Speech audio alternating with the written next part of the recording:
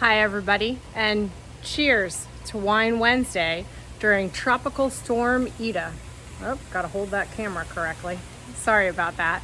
One of the things I wanted to talk to you today was about proprioceptive neuromuscular facilitation.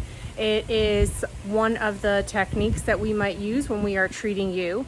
And specifically, one of the things that we always have everybody do, especially when they have any problem that was considered part of their lower quadrant, meaning essentially from your waist down. But even if you've got a problem with, say, your neck or your shoulder, we might watch you walk. And everybody wants to know, what are we looking at when we watch you walk? Well, besides just your stride length and how your heel hits the floor, how your heel comes off of the floor, how your foot is going through the whole stance phase of gait, we're looking at your pelvis, we're looking at your legs, we're looking at your trunk. Does it rotate from side to side? Do your arms swing? How are you holding yourself? One of the things I always tell everybody when I ask them to walk is that all of a sudden they start to walk like a robot. They're really stiff. You would think that they were under some sort of barrage as they are trying to walk down the hallway. The important thing that we look at when somebody is walking is really their pelvis. And we talk about things like anterior elevation and posterior depression, or anterior depression and posterior elevation.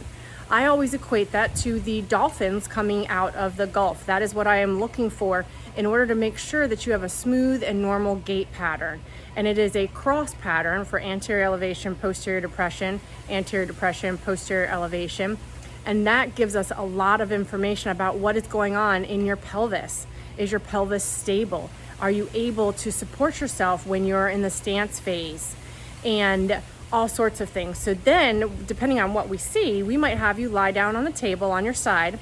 And what we'll say is, okay, we'll put our hands on your pelvis and we're telling you, let me move you, and then we'll let you help us with that movement, and we'll guide you through that movement in order to guide you into the better movement pattern.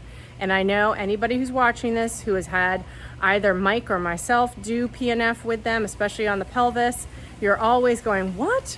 What do you want me to do? It is a really small movement. It's not a giant hip swivelly catwalk kind of walk.